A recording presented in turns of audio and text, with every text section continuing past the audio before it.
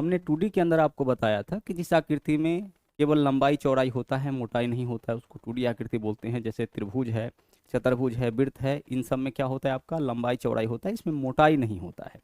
लेकिन जब हम लोग बात करते हैं 3D आकृति की, तो इसमें लंबाई चौड़ाई के साथ साथ हमें मोटाई भी देखने को मिलता है।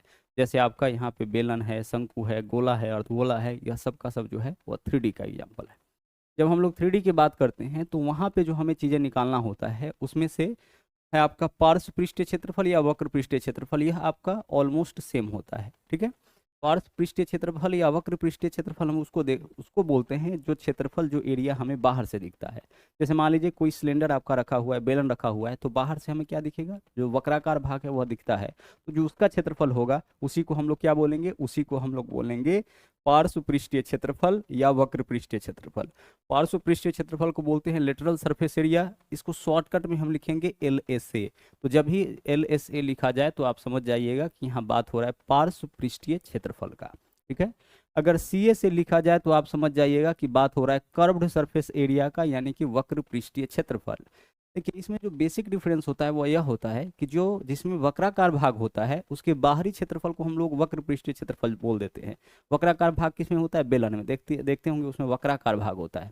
शंकु में है ना, बेलन है, शंकु है, गोला है, अर्धगोला है, इन सब में वक्राकार भाग होता है, तो उनके बाहरी क्षेत्रफल को हम लोग वक्र पृष्ठीय क्षेत्रफल के नाम से जानते हैं। लेकिन जब हम बात करते हैं यहाँ पे क्यूब का, यानी कि घन का, घनाभ का, तो उसके बाहरी क्षेत्रफल को हम लोग क्या बोल देते हैं, पार्श्व पृष्ठीय क्षेत्रफल बोलते हैं। तो यह दोनों ऑलमोस्ट आपका सेम होता है। ठीक है, इसमें कंफ्यूज मत करिएगा। आगे अगला जो निकालना होता है वह है कुल पृष्ठीय क्षेत्रफल, यानी कि टोटल सरफेस एरिया। तो टोटल सरफेस एरिया को हम लोग TSA से दर्शाएंगे। जहां भी TSA लिखा जाए इसका मतलब समझ जाइएगा कि संपूर्ण पृष्ठीय क्षेत्रफल, या बात हो रहा है कुल पृष्ठीय क्षेत्रफल का। ठीक है, आगे चलिए। अब आगे जो है आयतन निकालना पड़ता है। आयतन आपको पता है, कोई भी वस्तु जितना स्थान घेरेगा वह उसका आयतन कहलाएगा, और डायगोनल यानी कि विकर्ण। तो यह सब चीज़ें जो है वो आपको 3D के अंदर निकालना होता है। अब हम लोग बारी बारी से एक एक फिगर को अच्छे से समझेंगे, उसके फॉर्मूला को देखेंगे, ताकि आगे जो है आपको दिक्कत ना हो जब आप एग्जाम में बैठे, तो हर चीज़ ऐसा आपके सामने दिखे जो पहले से आप पढ़े हुए हैं। देखिएगा, यहाँ आपके सामने घन है। घन का आपके जीवन में जो सबसे बेस्ट एग्जाम्पल है वह लूडो है। लूडो में आप देखे होंगे कुल मिला के 6 सतह होता है, और सबके ऊपर 1 से लेकर के 6 तक का अंक लिखा होता है। अगर उसके सरफेस को गौर से देखिएगा तो पता चलेगा कि जितना भी सरफेस है उसमें तो 6 सरफेस है टोटल मिला करके, जिसमें 1 से लेकर के 6 तक लिखा होता है, और प्रत्येक जो सतह होता है वह उसका वर्गाकार होता है। तो यही चीज़ यहाँ पे लिखा है कि अगर बात घन की करें तो घन में 6 सतह या फलक होता है। ठीक है, सतह और फलक दोनों सेम होता है। इसके अलावा 8 शीर्ष और 12 किनारा, इसको हम लोग किनारा बोलते हैं। और इस तरह का किनारा आपको टोटल 12 मिल जाएगा। 4 ऊपर, 4 नीचे और 4 साइड में, देख सकते हैं 4 ऊपर में, 4 नीचे में और 4 जो है साइड से जो खड़ा वाला है। तो किनारा कितना होगा, 12 किनारा हो जाएगा।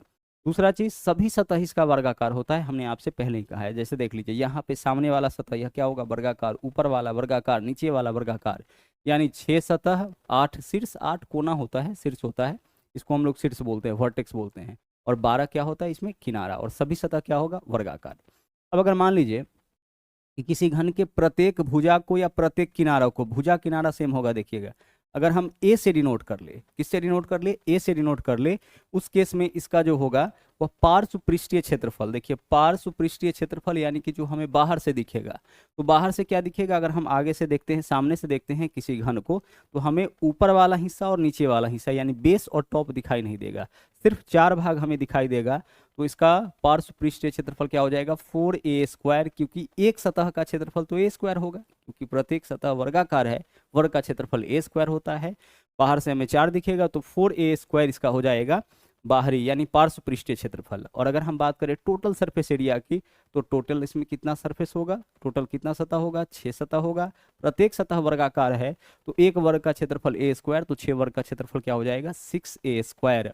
ध्यान से समझिएगा, पार्श्व पृष्ठीय क्षेत्रफल यानी कि LSA, lateral surface area 4A² होगा, क्योंकि सामने से हमें 4 हिस्सा ही, 4 फलक ही दिखाई देगा। लेकिन जब हम बात करेंगे संपूर्ण पृष्ठीय क्षेत्रफल का, टोटल सरफेस एरिया का, तो उसमें क्या होगा, आपका बेस और टॉप भी जुड़ जाएगा, यानी टोटल 6 सरफेस होगा तो 6A² हो जाएगा। उसी तरीके से अगर हम बात करें इसके आयतन की, वॉल्यूम की, तो सिर्फ हमें करना है A का क्यूब, यानी कि घन का भुजा अगर दे रखा है तो उसका क्यूब कर लीजिए। ए से हम लोग क्या दर्शाए हैं, घन की भुजा को दर्शाए हैं, किनारा को दर्शाए हैं, A³ कर लेना है। अगर डायगोनल की बात करें, विकर्ण की बात करें, तो √3 गुना ए हमें करना है। अच्छा आगे देखिए, नंबर ऑफ क्यूब्स, कभी कभी घनों की संख्या पूछ देता है, तो हम क्या करेंगे, बड़ा घन के भुजा में छोटे घन के, बड़े घन के भुजा को कैपिटल एन से और छोटे घन के भुजा को स्मॉल एन से दर्शाएंगे। तो हम क्या करेंगे, बड़े घन के भुजा में छोटे घन के भुजा से भाग करके अगर हम उसका क्यूब कर लेते हैं तो इससे निकलेगा नंबर ऑफ क्यूब, यानी कि घनों की संख्या। जैसे सवाल ऐसे पूछा जाएगा कि 6 सेंटीमीटर भुजा वाले घन से 2 सेंटीमीटर भुजा वाला कितना घन बनाया जा सकता है, तो हम लिखेंगे 6/2 और इसका कर लेंगे क्यूब। 6/2 3 हो जाएगा, 3 का क्यूब कितना होगा, 27। तो हमारा आंसर क्या हो जाएगा, हमारा आंसर यहाँ पे 27 हो जाएगा। तो जब भी नंबर ऑफ क्यूब्स पूछा जाए, है ना, बड़े घन का भुजा दे करके छोटे, बड़े घन और छोटे घन का भुजा दे करके आपसे घनों की संख्या पूछा जाए, तो बड़े घन की भुजा में छोटे घन की भुजा से भाग करके हम उसका क्या कर लेंगे, क्यूब। इस बात को ऐसे भी हम लोग कह सकते हैं, बड़े घन का आयतन बट्टा छोटे घन का आयतन। अगर बड़े घन की भुजा n है तो n क्यूब बड़े घन का आयतन हो जाएगा, छोटे घन का भुजा अगर स्मॉल n है तो छोटे घन का भुजा n क्यूब हो जाएगा। n क्यूब बट्टा n cube, capital N cube बट्टा स्मॉल n क्यूब करेंगे तो इससे आपका क्या निकल जाएगा, घनों की संख्या। आगे चलिए, अब अगला कॉन्सेप्ट है यहाँ पे, इसको भी बहुत ही ध्यान से आपको समझना है। बोला है यदि किसी घन की भुजा को n गुना किया जाए तो उसका जो एरिया होगा, चाहे किसी भी प्रकार का एरिया हो, आपका लेटरल सरफेस एरिया हो या टोटल सरफेस एरिया हो, उससे फर्क नहीं पड़ता है, जो एरिया होगा वह n² गुना हो जाएगा। भुजा को अगर n गुना करेंगे तो क्षेत्रफल n² गुना, और वॉल्यूम यानी कि आयतन आपका n³ गुना हो जाएगा। जैसे अगर हम आपसे कहे कि किसी घन की भुजा को अगर हम 2 गुना करते हैं तो क्षेत्रफल 2 का स्क्वायर यानी कि 4 गुना हो जाएगा, और आयतन 2 का क्यूब यानी कि 8 गुना हो जाएगा। किसी घन की भुजा को अगर हम 3 गुना करते हैं तो क्षेत्रफल 3 का स्क्वायर यानी 9 गुना हो जाएगा, और आयतन 3 का क्यूब यानी कि 27 गुना हो जाएगा। तो यही बात यहाँ पे कहा गया है। सवाल इस तरीके से पूछा जाता है और बहुत पूछा जाता है कि किसी घन की भुजा को 2 गुना किया गया, 3 गुना किया गया, 4 गुना किया गया तो क्षेत्रफल कितना गुना हो जाएगा, आयतन कितना गुना हो जाएगा। तो जितना गुना भुजा करेंगे उसका स्क्वायर गुना क्षेत्रफल होगा। देख रहे होंगे क्षेत्रफल में हमेशा स्क्वायर होता है, और आयतन क्या होगा, उसका क्यूब गुना होगा। बस इतना ही करना है और कुछ नहीं करना है, ठीक है। आगे चलिए, अच्छा इसके अलावा अगला पॉइंट देखिए क्या है, 2 घनों की भुजाओं का जो अनुपात होगा उनका वर्ग उनके क्षेत्रफल का अनुपात और उनका घन उनके आयतन का अनुपात होगा। जैसे कभी कभी क्वेश्चन में ऐसे दे देता है कि 2 घन के भुजाओं में अनुपात 2:3 का है ना। ऐसे हम लोग क्या दर्शाते हैं भुजा को, तो 2 घन के भुजा में 2:3 का अनुपात, यानी एक का भुजा 2 दूसरा का भुजा 3।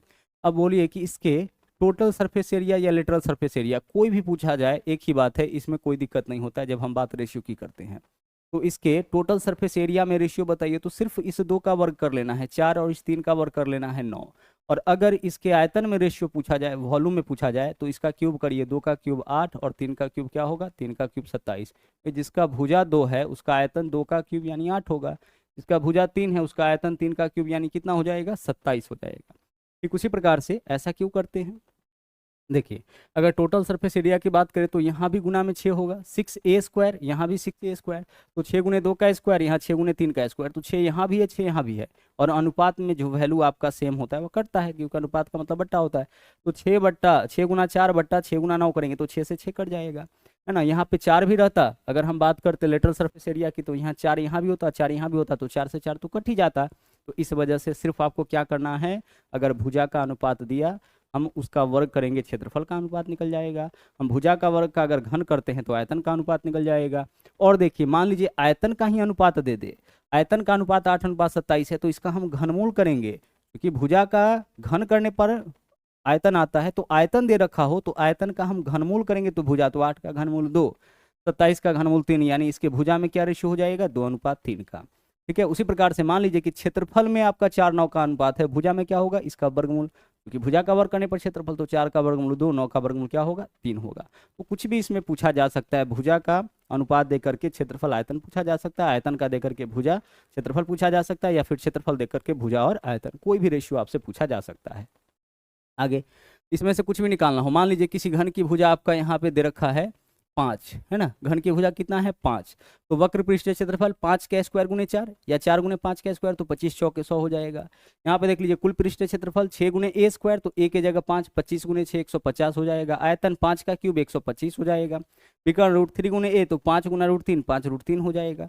तो कुछ भी अगर भुजा पता हो तो कुछ भी निकालना होगा, तो हमें दिक्कत नहीं है। अब मान लीजिए आयतन पता हो तो भुजा कैसे निकालेंगे, यहाँ देख लीजिए आयतन क्या होता है a क्यूब, तो मान लीजिए आयतन दे रखा है 27, इसका मतलब a क्यूब का वैल्यू 27, तो a का मान क्या हो जाएगा, a का मान 3 हो जाएगा। ए का मान एक बार निकल गया, फिर जो आपकी मर्जी वो आप यहाँ से निकाल सकते हैं। तो इन्हीं सब फॉर्मूला का उपयोग करके जो है हम लोग घन के सारे क्वेश्चंस को सोल्व करते हैं। बहुत इंपॉर्टेंट है, कहीं नोट कर लीजिएगा इसको, और इसका रिवीजन जो है आप अच्छे से कर लीजिएगा। अब बात करते हैं हम लोग क्यूबॉइड का, यानी कि घनाभ का। घनाभ में भी क्या होता है, यहाँ भी 6 सतह फलक सेम ही होता है, सरफेस बोलते हैं इसको, 8 शीर्ष और 12 किनारा यहाँ भी होगा। बस अंतर क्या होगा, सभी सतह जो है, सभी इसका जो सरफेस होगा वह आयताकार होता है। जैसे बात करें हम लोग किसी कमरे का या किसी टंकी का, अगर कोई आयताकार टंकी है तो उसमें क्या होता है, वहाँ भी आपको 6 सतह, हम कमरा की बात करते हैं तो कमरा में भी कितना सतह होता है, 6 सतह होता है, और जितना भी सतह होता है, फलक होता है, सबका सब आपका आयताकार होता है। ठीक है, क्या होता है आपका यहाँ पे, आयताकार होता है। अब अगर हम बात करें इसके पार्श्व पृष्ठीय क्षेत्रफल का, एल एस से तो वही दर्शाते हैं, यह क्या होगा, 2 into L plus B into H, 2 into L plus B into H. तो 2 इंटू एल प्लस बी क्या होता था, आयत का परिमाप 2 इंटू एल प्लस बी होता था, उसी में बस एच जोड़ना है। इससे क्या निकलता है, इससे निकलता है किसी भी घनाभ का पार्श्व पृष्ठीय क्षेत्रफल। साथ ही साथ अगर किसी कमरे के चारों दीवारों का क्षेत्रफल निकालना होता है तो यही फॉर्मूला लगाते हैं, कमरे के चारों दीवारों का क्षेत्रफल, चारों दीवारों का क्षेत्रफल। अभी आप देखे हैं ना, क्या देखे हैं कि जब बात हम लोग पार्श्व पृष्ठीय क्षेत्रफल की करते हैं तो जो हिस्सा हमें बाहर से दिखता है, तो किसी कमरा का बाहर से कौन सा हिस्सा दिखता है, सिर्फ चारों दीवार।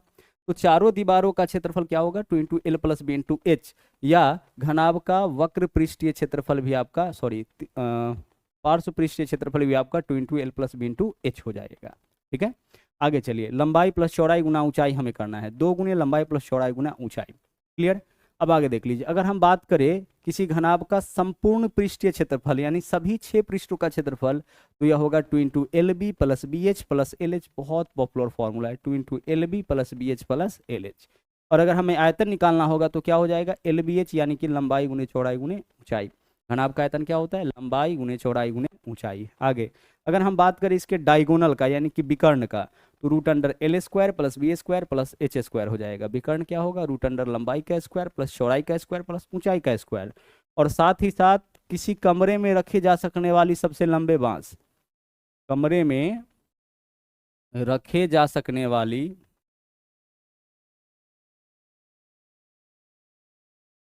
सबसे लंबे बांस की लंबाई, यह भी डायगोनल के बराबर होगा, सबसे लंबे बांस की लंबाई,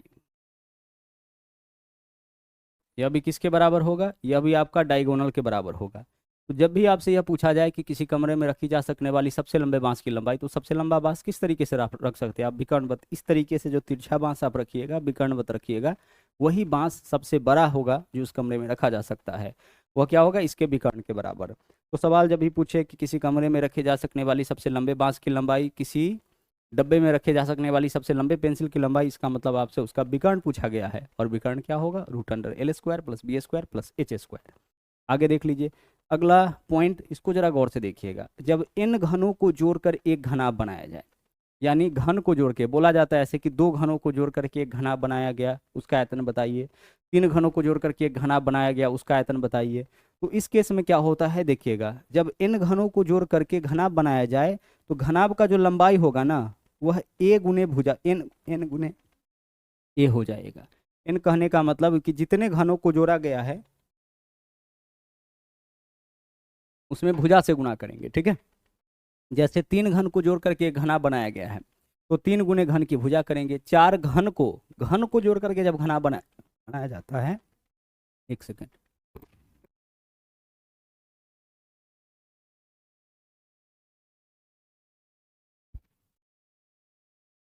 ठीक है, बोला यह जाएगा कि 2 घनों को सटा के रखा गया और एक घना बनाया गया। जैसे ही हम एक से अधिक घन को सटा के रखेंगे, घनाभ बन जाएगा। उस केस में उसका जो घनाभ का जो लंबाई होगा वह एन गुने घन की भुजा के बराबर, और चौड़ाई और ऊंचाई सेम रह जाता है। जैसे देख लीजिए, मान लीजिए कि यहाँ पे हमारा एक घन है ना, तो इसका घन का क्या होता है, प्रत्येक भुजा का लंबाई बराबर होता है, लंबाई चौड़ाई सब बराबर होता है। अब इसको सटा करके अगर हम एक और घन रखेंगे तो अब क्या होगा, घन का जो लंबाई होगा, अब जो आकृति बनेगा वह घना बनेगा, उसका लंबाई क्या होगा, लंबाई आपका पहले वाले घन मतलब घन के लंबाई के 2 गुना, यानी भुजा का माप ए है तो अब इसका लंबाई 2 गुना ए हो जाएगा। चौड़ाई क्या होगा, चौड़ाई पहले से जो था वही होगा, ऊंचाई पहले से जो था वही होगा, सिर्फ अंतर किस में आता है, सिर्फ अंतर लंबाई में। जब सटा सटा के रखेंगे तो सिर्फ लंबाई आपका क्या होगा, बढ़ता जाएगा। अगर 2 घन को रखेंगे तो 2 गुने भुजा लंबाई हो जाएगा, 3 घन को रखेंगे 3 गुना भुजा के बराबर लंबाई हो जाएगा, 4 घन को रखेंगे 4 गुना भुजा के बराबर लंबाई हो जाएगा। तो उसी बात को यहाँ लिखा गया है, लंबाई n गुना ए होगा, चौड़ाई ए होगा, ऊंचाई आपका ए होगा। और यह पॉइंट भी बहुत इंपॉर्टेंट है। यदि एक घनाभ के 3 आसन्न फलक, जैसे इसमें 6 फलक है ना, तो अगर कोई 3 फलक की बात करें, जैसे एक यह वाला यह वाला यह वाला, 3 आसन्न मतलब 3 सटा हुआ फलक है। अब इसका अगर क्षेत्रफल एक्स वाई जेड है, एक्स वाई जेड क्या है, घनाभ के 3 संलग्न फलक का क्षेत्रफल, तो फिर उस केस में इसका जो आयतन होगा वह √LBH हो जाएगा। इस बात को भी समझिए। जैसे देखिए इस फलक का क्षेत्रफल क्या होगा, लंबाई गुने चौड़ाई, तो इसके बारे में बोला है कि यह अगर आपका x हो जाए। दूसरा देख लीजिए, नीचे वाला जो होगा वह क्या होगा, BH होगा, तो इसको हम y मान लिए। और LH तीसरा होता है LB BH LH, इसको हम z मान लेते हैं। ऐसा इस क्वेश्चन में दे रखा है। एक घनाभ के 3 आसन्न फलक, तो 3 आसन्न फलक का जो क्षेत्रफल होगा वह LB BH LH होगा। एक का क्या होता है LB, लंबाई गुने चौड़ाई, छत का भी फर्श का भी। तो अगर आसन्न की बात करें तो एक LB लेंगे, एक BH लेंगे, एक LH लेंगे। तो LB BH LH का वैल्यू अगर XYZ दे रखा हो, उस केस में देखिए क्या होगा, 2 समीकरण को हम आपस में जोड़ सकते हैं, घटा सकते हैं, गुना कर सकते हैं, भाग कर सकते हैं अपनी ज़रूरत के हिसाब से। तो यहाँ पे हम समीकरण को आपस में 3 समीकरण है ना, LB BH LH आपस में गुना करते हैं। तो जब सबको आपस में गुना करेंगे तो L 2 बार L स्क्वायर, B 2 बार B स्क्वायर, H 2 बार H स्क्वायर, यानी LBH का क्या हो जाएगा यहाँ पे होल स्क्वायर हो जाएगा, बराबर इधर क्या होगा XYZ। ठीक है, अब यहाँ से स्क्वायर अगर हम हटाते हैं तो क्या होगा, इधर आपका LBH आ जाएगा, बराबर स्क्वायर अगर आप हटाते हैं यहाँ से तो इसका रूट हो जाएगा, यानी क्या होगा XYZ। कहने का मतलब LBH हो गया आयतन, लंबाई गुने चौड़ाई गुने ऊंचाई क्या होता है आयतन, आयतन क्या होगा √XYZ। XYZ क्या है, XYZ है 3 संलग्न फलक का क्षेत्रफल। क्वेश्चन ऐसे दे देता है कि 3 संलग्न फलक का क्षेत्रफल 14 18 20 है, तो घन का आयतन क्या होगा, तो √14 गुने 18 गुने हम क्या कर लेंगे 20 कर लेंगे। तो यह था आपका घनाभ से रिलेटेड कुछ बहुत ही महत्वपूर्ण जानकारी। आगे चलिए, आगे हम लोग बढ़ते हैं और यहाँ पे देखते हैं हम लोग बेलन।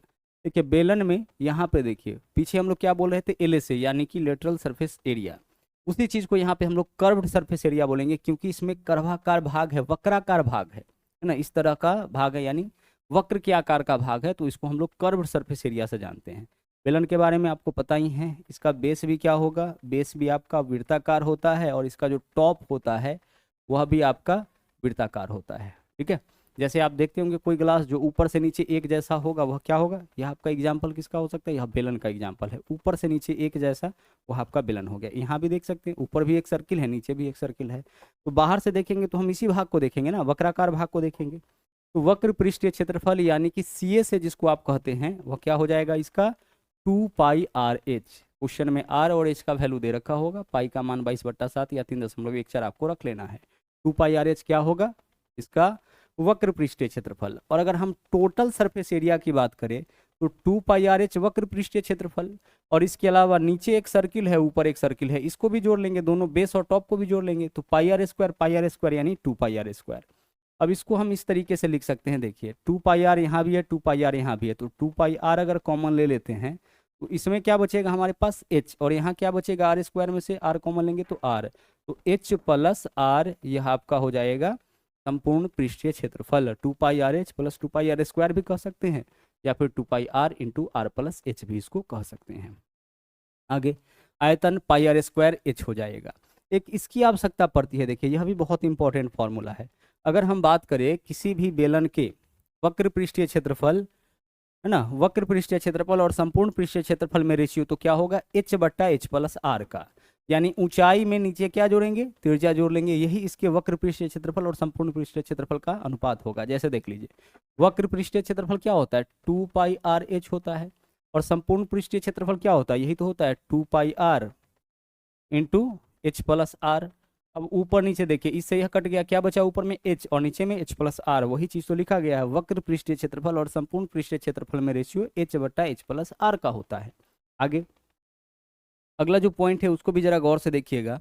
यहाँ बोला है कि यदि किसी आयताकार शीट को बेलन बनाने के लिए मोड़ा जाए, जैसे आपको पता है कि इसको जो जो आपका बेलन बनाया जाता है वो आयताकार शीट को मोड़ के बनाया जा सकता है। तो अगर इसका यह वाला भाग लंबाई है और यह चौड़ाई है, तो इसको हम किसी भी तरीके से मोड़ सकते हैं लंबाई के अनुदिश। जैसे इसको अगर मोड़ना होगा सीट, तो इस तरीके से गोल कर सकते हैं। हमें इस सीट को इस तरीके से करना है, बेलन बनाना है, तो हम क्या करेंगे, इसको पकड़ के इस तरीके से मोड़ लेंगे। तो इसको दो तरीके से मोड़ा जा सकता है, एक तो लंबाई के अनुदिश या फिर चौड़ाई के अनुदिश। तो जब भी ऐसा सवाल आए कि एक आयताकार सीट को जो है वह मोड़ा गया, तो यह जरूर बोलेगा कि लंबाई के अनुदिश मोड़ा गया कि चौड़ाई के अनुदिश। अगर बोला जाए किसी आयताकार सीट को बेलन बनाने के लिए लंबाई के साथ, यानी लंबाई के अनुदिश मोड़ा गया, तो जैसे ही लंबाई के अनुदिश मोड़ेंगे, जैसे मान लीजिए इसको मोड़ दिए, तो यह वाला हिस्सा जो है वो आपका कौन सा हो गया, ये जो आप देख रहे हैं लंबाई, वही आपका इस तरीके से मोड़ के आएगा। यानी यह जो लंबाई है वह किस में बदल जाएगा, वो आपका 2πr में बदल जाएगा। जब हम इसको मोड़ करके ऐसा बना देंगे, ऐसे मोड़ करके, तो आप देख रहे हैं यहाँ से यहाँ तक का लंबाई वो हमें किस रूप में दिखेगा, अब इस रूप में दिखेगा, यानी यह वृत्त बन जाएगा।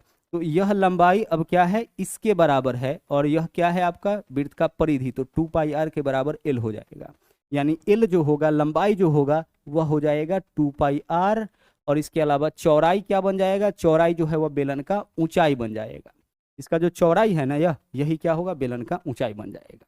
लेकिन अगर हम किसी आयताकार सीट को बेलन बनाने के लिए लंबाई के साथ है ना, चौड़ाई के साथ मोड़े, यहाँ पे देख लीजिए, यहाँ पे क्या होगा, चौड़ाई के साथ अगर इसको हम मोड़ दे, इसके साथ मोड़ दे चौड़ाई के साथ, तो अब चौड़ाई जो है वही आपका परिधि हो जाएगा।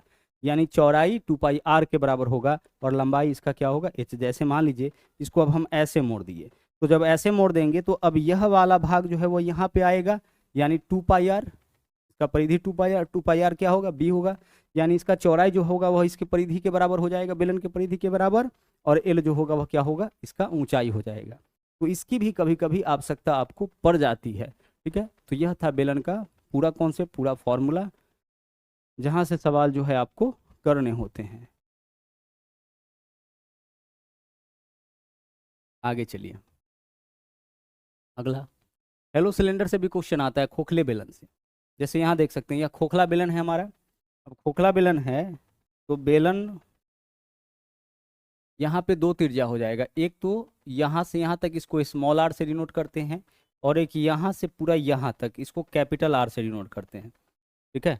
और अगर हम बात करें, यहाँ पे देख लीजिए, अगर हम इसके मोटाई की, इसमें लगे धातु की मोटाई की, तो क्या होगा, capital R minus small R. देख सकते हैं धातु, अगर यह खोखला सिलेंडर है इस तरीके से पूरा बीच में खोखला है, तो यह जो होगा वही क्या होगा, इसका मोटाई होगा, तो capital R minus small R, यानी इसका जो थिकनेस होगा टी होगा वो क्या होगा, capital R minus small R. आगे देख लीजिए, कैपिटल आर स्मॉल आर समझ चुके हैं। अच्छा, एच जो होगा वो आपका दोनों जगह सेम होगा, सिर्फ डिफरेंस कहाँ पे आता है, आर में ना। एक बड़ा आर, बड़ा वाला जो वैल्यू होगा वह बड़ा आर, यानी यहाँ से बाहर तक का लंबाई, और एक यहाँ से अंदर वाले भाग का लंबाई, इसको स्मॉल आर से डिनोट किए। अब खोखले बेलन का अगर आपसे वक्र पृष्ठीय क्षेत्रफल पूछा जाए, तो आपको देखिए क्या करना है, 2πr प्लस आर कर लेना है। 2πrh होता था, यहाँ पे दोनों आर को जोड़ करके h कर लेना है। और अगर संपूर्ण पृष्ठीय क्षेत्रफल पूछा जाए, तो देखिए 2πr plus R into R minus R plus h, इतना आपको करना होगा। फॉर्मूला के ऊपर आपको चीज़ों को डाल देना है, आंसर आपका निकाल के यह दे देगा। और अगर हम बात करें खोखले बेलन के आयतन की, तो आयतन क्या होगा, पाई आर स्क्वायर एच होता है, यहाँ दो आर है तो दोनों आर को घटा लेना है, यानी pi R square minus R square into H. क्योंकि एक बार हम बाहरी आयतन निकालेंगे तो पाई आर स्क्वायर, बाहरी आयतन निकालेंगे पाई आर स्क्वायर एच हो जाएगा, आंतरिक आयतन निकालेंगे पाई आर स्क्वायर एच होगा। इसमें से इसको घटाएंगे, इसमें से इसको घटाएंगे, इस फॉर्म में भी लिख सकते हैं, या फिर यहाँ पाई कॉमन ले लेंगे तो pi R square minus R square into H हो जाएगा। तो खोखले बेलन से भी सवाल आपका कभी कभी पूछ देता है। अगर खोखले बेलन से सवाल पूछ दे तो आप इन फॉर्मूला को ध्यान रख सकते हैं और अपना आंसर निकाल सकते हैं। मेंसुरेशन तो भाई फॉर्मूला बेस्ड होता है, फॉर्मूला आपको पता होना चाहिए। आगे देखिए, हम यहाँ पे बात करें शंकु का, यहाँ भी देखिए यह वाला जो है वो आपका ऊंचाई हो गया, इसको हम लोग सैलेंट हाइट बोलते हैं, यानी एल से हम लोग क्या दर्शाते हैं, तिरछी ऊंचाई को, इसको दर्शाते हैं, तिरछी ऊंचाई को दर्शाते हैं, ठीक है। और यह हमारा क्या हो जाएगा, त्रिज्या। तो यह वैसे ही काम करता है। और नीचे जो बेस होता है इसका वो किस तरीके का होता है, यह भी आपका वृत्ताकार होता है। यहाँ जो आप देख पा रहे हैं, इसको अगर गौर से देखिएगा तो ये हमारा यहाँ एक समकोण त्रिभुज है, और समकोण त्रिभुज को ही रोटेट करके आपका क्या बनाया जाता है, शंकु। तो यहाँ एच आर और एल में वही संबंध होता है जो समकोण त्रिभुज के, है ना, समकोण त्रिभुज के कर्ण, आधार और लंब में होता है। इसमें कर्ण कौन हो जाएगा, तो देख के आप कह सकते हैं एल। तो कर्ण का स्क्वायर बराबर लंब का स्क्वायर जोड़ा आधार का स्क्वायर, तो लंब एच स्क्वायर हो जाएगा, आधार आपका आर स्क्वायर हो जाएगा।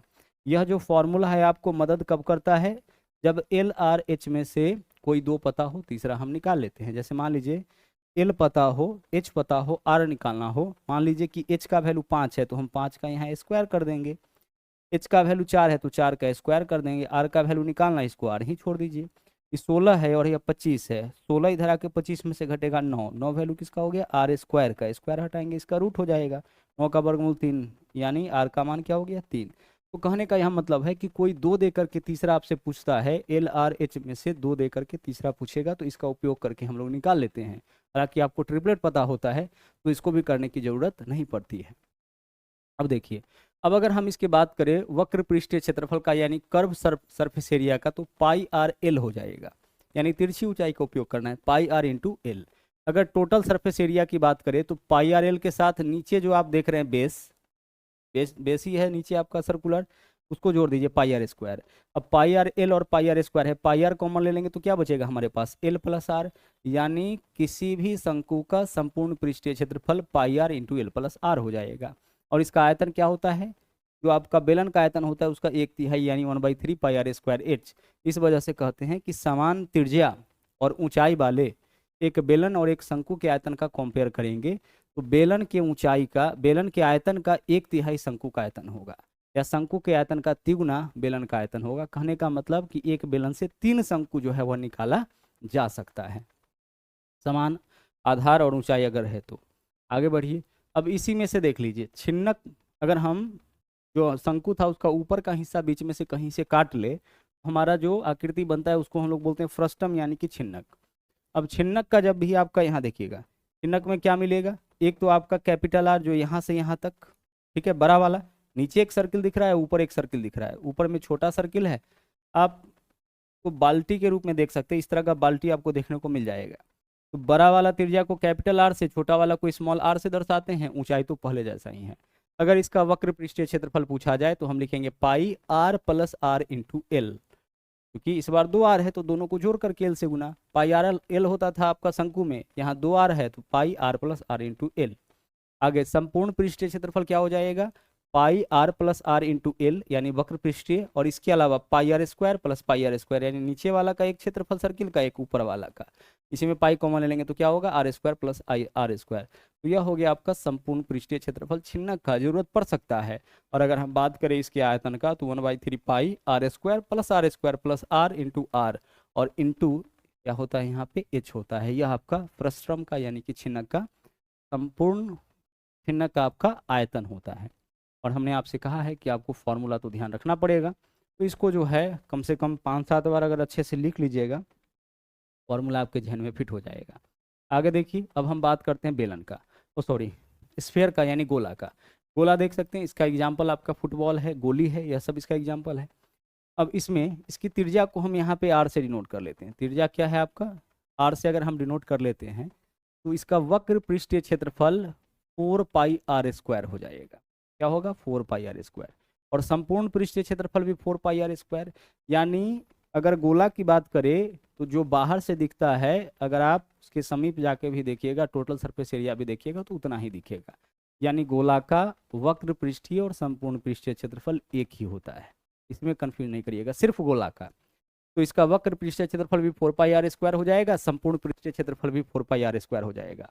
लेकिन इसका आयतन क्या होता है, 4/3 पाई आर क्यूब। अब डाटा आपके पास होगा तो आराम से इसका जो है फॉर्मूला लगा करके अपना आंसर निकाल सकते हैं।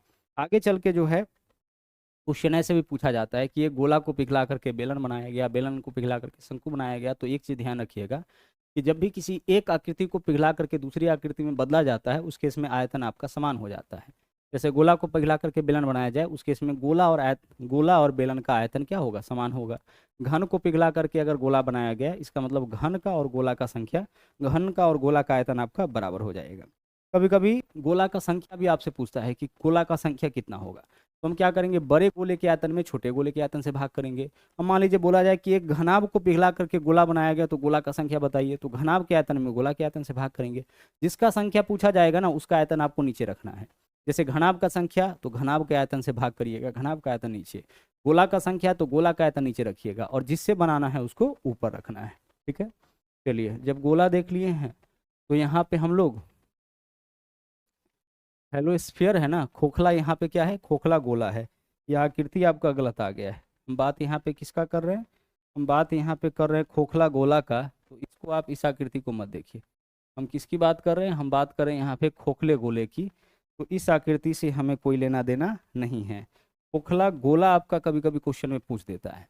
तो खोखला गोला का देख लीजिए, वक्र पृष्ठीय क्षेत्रफल क्या होगा, 4 पाई r² प्लस r²। दो आर उसमें मिल जाएगा, एक कैपिटल एक आर स्मॉल, जब भी खोखला गोला की बात करते हैं।